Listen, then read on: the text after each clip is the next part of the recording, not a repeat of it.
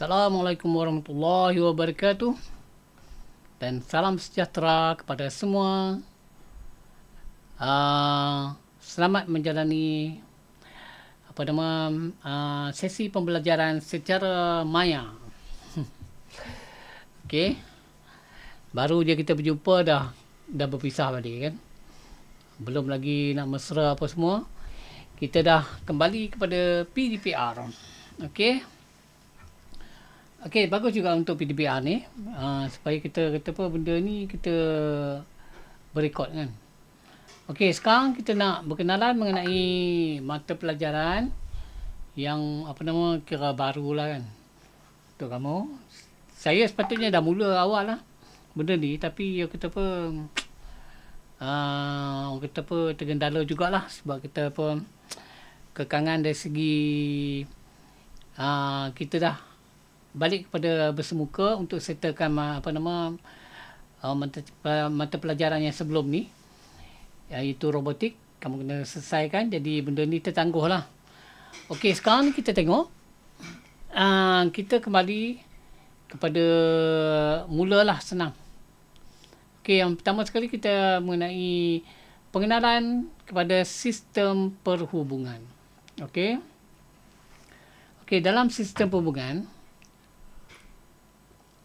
yang dimasukkan perhubungan ni adalah secara elektronik lah.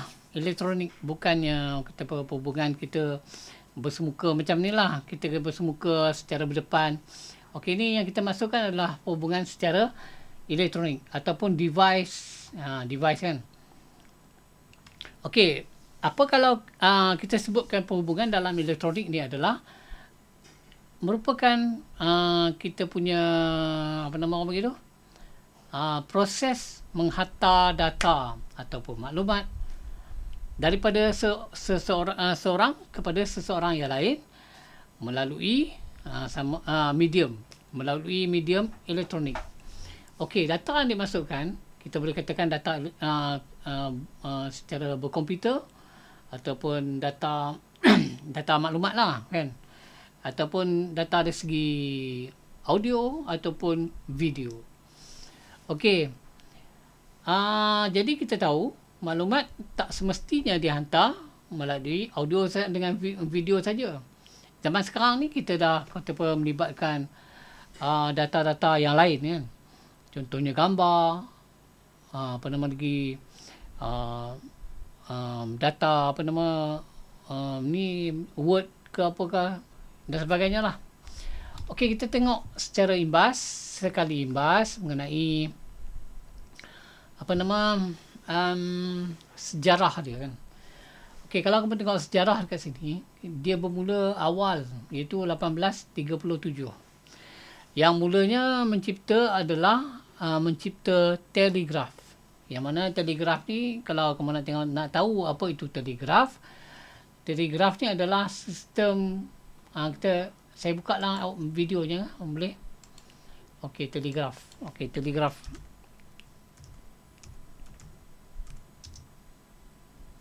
Okey, telegraf.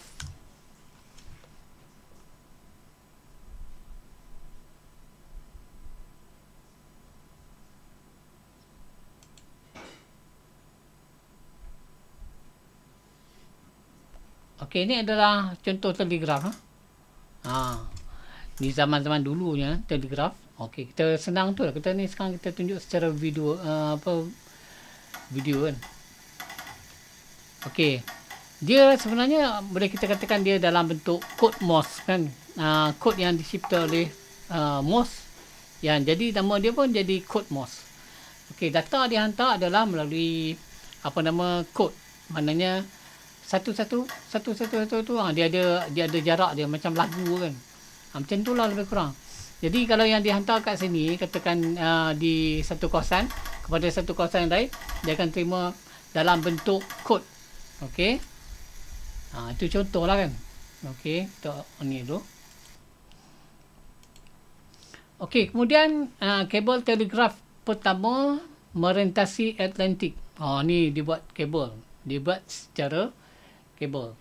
Kemudian kita tahu kos untuk buat kabel ni adalah besar kan. Jadi Dia berkembang lagi dengan Alexander Graham Bell mencipta telefon. Telefon ni apa benda telefon ni? Telefon kan. Telefon. Kemudian Heinrich Hertz. Okey, dia memperkenalkan teori bagi yang kita gunakan sekarang ni bagi pelajar-pelajar elektronik. Kalau yang tak tahu mengenai Hertz, saya pun tak tahulah. Kemudian Marconi mencipta lah. Ni saya rasa ni diorang apa nama scan ni. Tukar pada word. Marconi mencipta telegraf tanpa wire. Itu sejak pada itu kita kena namakan dia sebagai wireless. Wire tu wire lah. Less tu tak ada. Maknanya wireless, bila kita sebut wireless tanpa wire kan. Apa contoh lagi pada fretless. Fretless tu tak ada fret. Macam itulah. Okey, kemudian sistem perhubungan radio dicipta. Okey, sistem perhubungan radio mula dicipta pada tahun 1906. Kemudian 1923 kemudian televisyen pula dicipta kan. Okey. Kemudian terciptanya radar dan sistem microwave dicipta pada perang. Okey, sebenarnya banyak-banyak benda yang dicipta sekarang ni adalah melalui peperangan. Bila ada peperangan, orang mula kata apa, nak lebih maju. Maknanya contohnya kalau kita nak berperang, mesti kita ada perhubungan secara jarak jauh kan, guna walkie-talkie dan sebagainya. Bermulalah pada situlah terciptanya contohnya radar, contohnya apa microwave dan sebagainya. Adalah semua daripada kebanyakannya adalah dari peperangan. Bila berlakunya peperangan, wujudnya contohnya satelit. Satelitnya tujuannya pertamanya adalah untuk macam kita pertama nak meninjau kan, meninjau kawasan musuh. Tapi benda tu diperkembangkan kepada awam. Sudahnya kan. Begitu juga dengan kalau kamu tengok kereta dan sebagainya kan. Kereta-kereta yang contohnya yang guna Hummer tu kan, sebenarnya adalah kereta daripada apa nama tentera tu kan. Tapi diperkembangkan kepada awam. Okey, saya rasa kamu boleh baca lah. Baca benda ni, baca balik, tengok. Saya nak cerita panjang pun nanti kamu buang masa kan. Benda ni kan boleh baca. Televisyen cipta bila, perhubungan satelit bila 62 kan. Kemudian optik tahun bila dicipta. Okey lah, kita pergi ke lain plot lah kan. Sambung. Okey, yang ni adalah harap kau nampak lah. Okey, ini adalah bagaimana sistem perhubungan tu. Yang pertama sekali adalah transducer masukan. Di gambar raja blok dia kan. Selepas transducer masukan, dia akan pergi kepada pemancar, kemudian medium penghantaran, kemudian penerima dan juga transducer keluaran. Apa yang dimaksudkan dengan transducer ni adalah dia okey. Okey, transducer ni adalah benda yang menukarkan isyarat tadi kepada isyarat dalam bentuk elektrik. Maknanya transducer yang paling mudah kamu kena tahu adalah contohnya mic. Okey, mic tu adalah transducer. Yang mana transducer ni daripada suara dia tukarkan kepada bentuk tenaga elektrik. Okey, itu adalah transducer. Paling mudah sekali kita nak ingat. Tapi transducer tak semestinya mic kan. Okey, mic ni tadi dia sebenarnya dia ada menghasilkan diafragma getaran tadi. Dia akan memutuskan apa nama urat daya dalam mic tadi dan menghasilkan tenaga elektrik. Kita tak nampak lah, kecil. Dia punya itu kecil. Bagaimana kita nak mengesan dia adalah melalui speaker. Okey. Kemudian daripada transducer tadi masuk pada pemancar kan. Pemancar ni adalah transmitter. Okey, transmitter ni maksud dia macam ni ya. Kita tengok video. Okey, transmitter. Senang hal ni kita buka tu kan.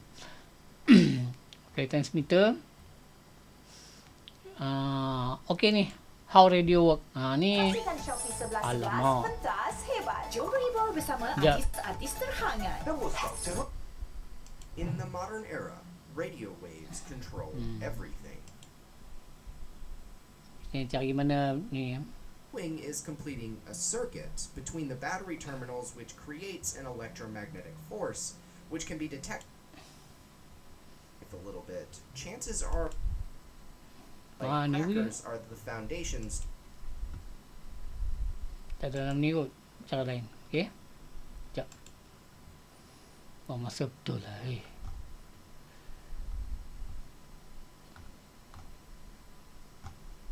Alah, yang senang kamu ingat tu apa yang bentuk ni kan. Ni. Ini yang pemancar ni yang tinggi-tinggi tu. Itu pemancar lah tu. Tapi sebenarnya tugas dia adalah sebagai pemancar dan juga penerima.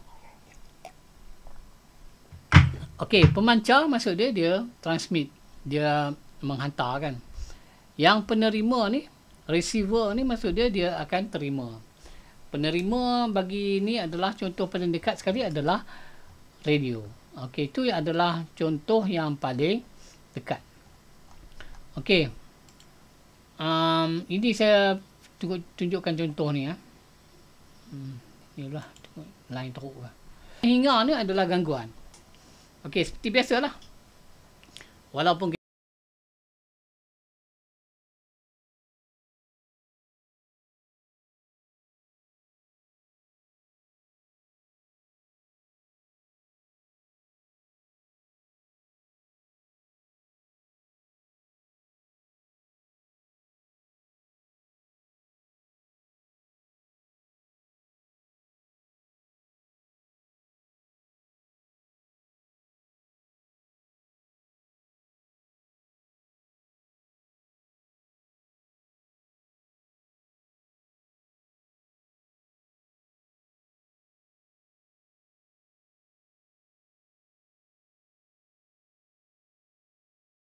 kita gunakan microwave, kalau jet lalu pun dia akan menghasilkan hingar kan.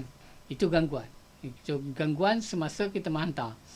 Okey, last sekali adalah ni bukanlah penerima. Penerima ni maksudnya sama ada kita gunakan modem, apa selain pada modem apa lagi apa lah, radio kan, penerima radio, dan juga yang last sekali adalah keluaran. Sama ada keluaran ni pun kita ada pelbagai keluaran. Kalau kita nak dengar kita gunakan speaker, kalau kita nak lihat kita gunakan monitor monitor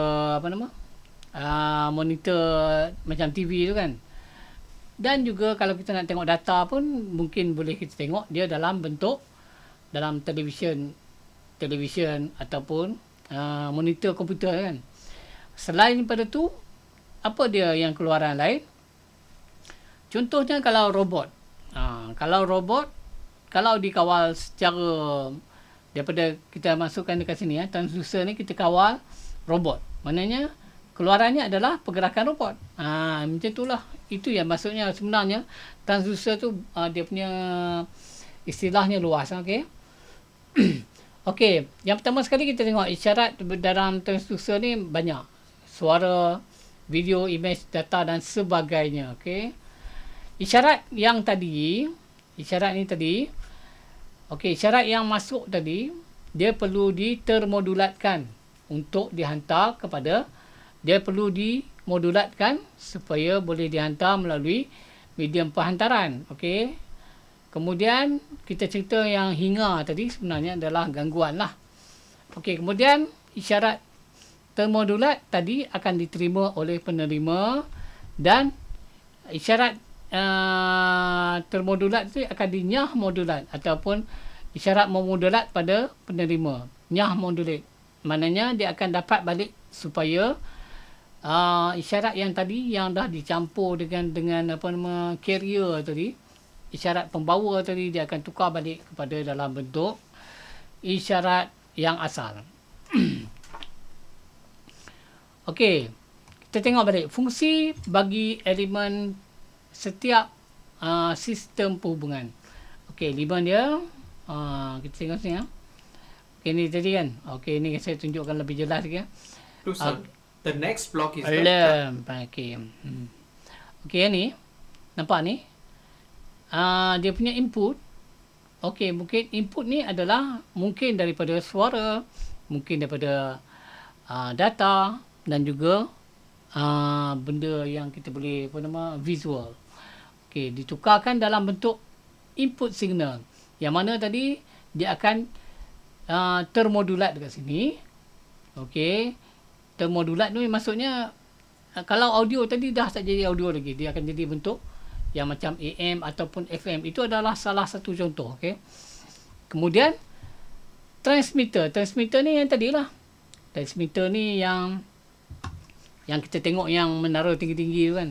Tu dia menghantar isyarat melalui medium. Okey, ni medium ni kita tengok medium dekat sini.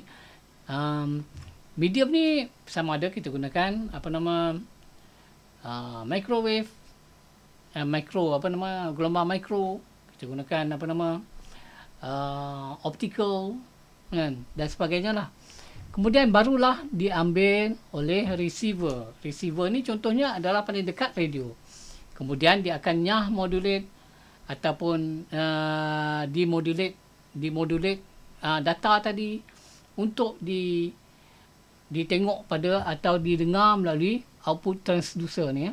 Output transducer ni terdiri daripada speaker ataupun TV, monitor speaker, monitor komputer dan sebagainya lah. Okey.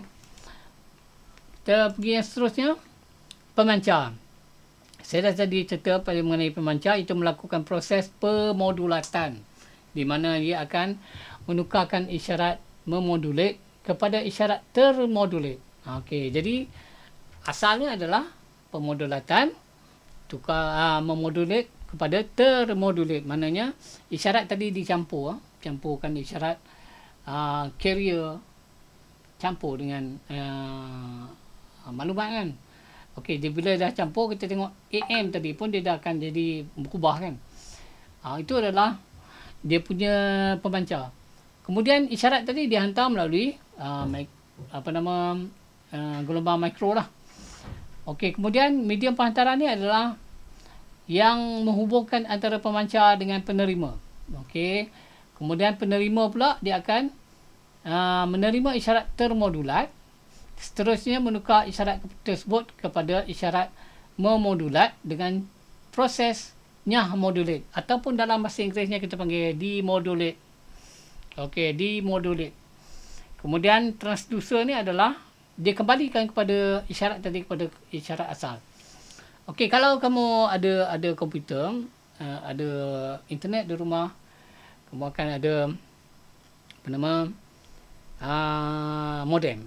Modem tu adalah demodulation. Modulate. Modulate. Dem tu adalah demodulation. Maknanya dia ada dua fungsi, iaitu modem. Ada dua fungsi, iaitu modulate dan demodulate. Okey. Itu yang saya masukkan. Okey. Kemudian kecekapan. Okey, kita tengok kecekapan, kita boleh ukur efisiensinya sistem perhubungan melalui beberapa cara, iaitu berapakah hampir isyarat yang kita hantar tu. Contohnya suara yang saya hantar ni, adakah sama dengan yang saya hantar. Maknanya kalau suara saya sedap, sampai sana pun sedap lah. Jangan suara sini bass kuat, dekat sana bass tak kuat. Itu adalah kita boleh nilai dia melalui berapa hampir dia punya kan, dia punya isyarat yang diterima dan isyarat yang dihantar dan diterima. Okey, memerlukan kualiti penghantaran yang tinggi. Okey. Berapa banyakkah kuasa diperlukan dalam memodulate? Ini saya rasa boleh bacalah. Kemudian kuasa yang rendah. Ini semua ni dah masuk ni. Okey. Jenis-jenis isyarat. iaitu 3 jenis syarat pengkelasan kepada isyarat. Okey. Yang pertama sekali adalah continuous time dan juga discrete time. Okey. Continuous time adalah isyarat yang dapat ditentukan nilainya pada masa. Okey.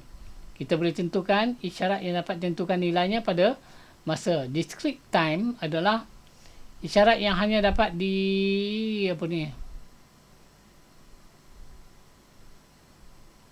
ditentukanlah syarat pada masa. Okey. Kita tengok beza isyarat analog dan digital. Okey, analog dan digital. Analog ni adalah isyarat yang amplitude-nya boleh ditentukan nilai pada setiap masa. Okey, dia akan berubah-ubah. Contohnya kita punya suara kan. Kadang tinggi, kadang rendah, kadang tinggi, kadang rendah. Berbanding dengan digital, dia boleh ditentukan pada discrete. Maknanya kamu tengok, digital ni dia punya dia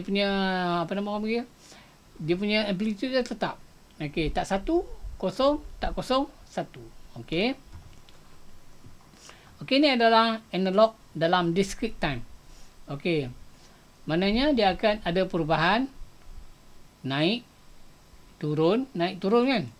Yang ni pada naik turun tapi pada orang kata yang tetap lah. Maknanya kalau 1 tak 1 tak 1 0. Okey, itu adalah digital. Saya rasa kamu dah belajar mengenai digital. Dia tak ada nombor lain 1 0 1 0 kan. Tapi yang kita tengok kat sini digital ni kita sifatnya adalah luar benda lah kan. Kalau analog ni kita anggap macam tu lah. Kalau salah tu salah lah kan. Kalau kata digital. Kalau analog ni dia ada pertimbangan. Contohnya kalau katakan orang ni mencuri, nak masukkan dia dalam penjara dulu ke ataupun kita nak didik je. Itu macam tu lah. Kalau digital, kau salah masuk jail. Macam tu kan. Itu yang dimasukkan dengan ni. Okey. Okey, faktor penghalang kepada sistem perhubungan adalah masalah teknologi yang merangkumi perkakasan ekonomi ekonomi dan peraturan undang-undang. Okey. Banyak ni lah. Diorang scan ni. Diorang tukar pada Word. Masalah fizikal yang merangkumi lebar jalur. Okey, lebar jalur ni maksud dia. Apa yang dimasukkan lebar jalur ni? Kalau kita tengok ni contohnya kita panggil dia broadband kan. Ni broadband.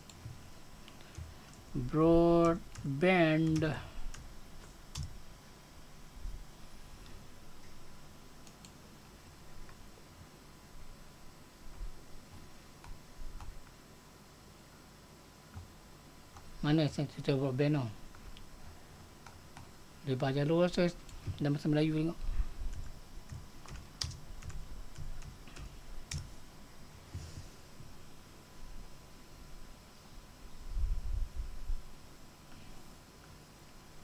Lebar jalur ni kalau kamu tengok mudah lagi kan.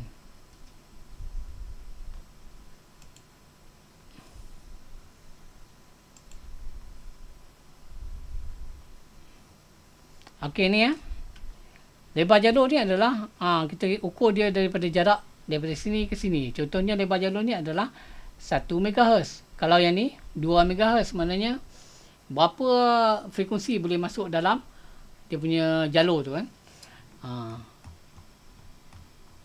Ni contoh ni bandwidth frekuensinya antara sini ke sini berapa kan. Itu yang kita masukkan dengan lebar jalur.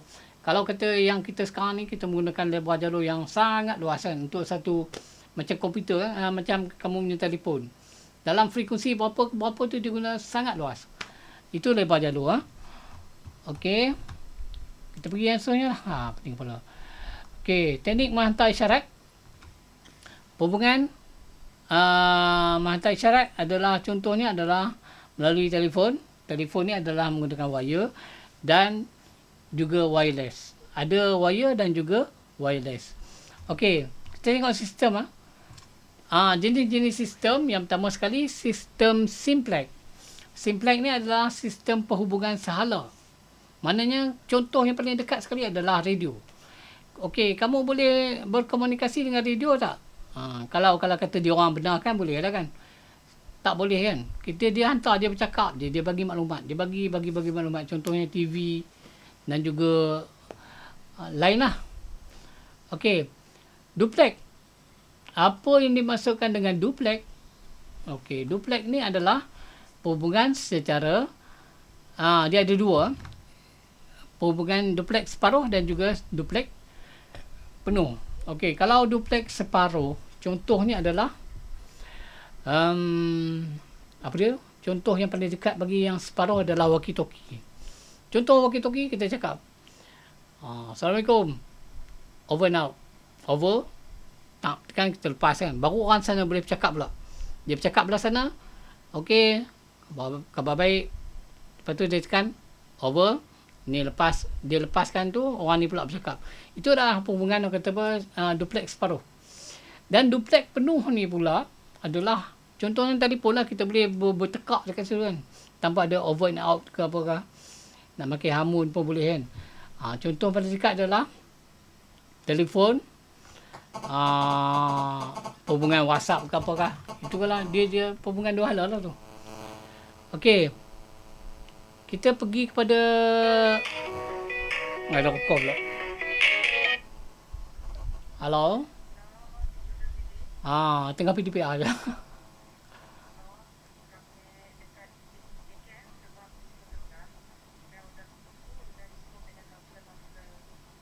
Pukul 11. Okey. Sekejap lagi. Okey, saya tangguh dulu nanti dia orang ni. Okey. Assalamualaikum. Assalamualaikum. Okey, ada orang call. Jadi kita tangguhlah dulu. Okey, sama. Saya harap kamu faham lah. Kalau tak faham pun buat faham je lah. Okay? Tapi saya rasa saya akan bagi nota. Pandai-pandai kamu lah. Okey, Assalamualaikum warahmatullahi dan salam sejahtera.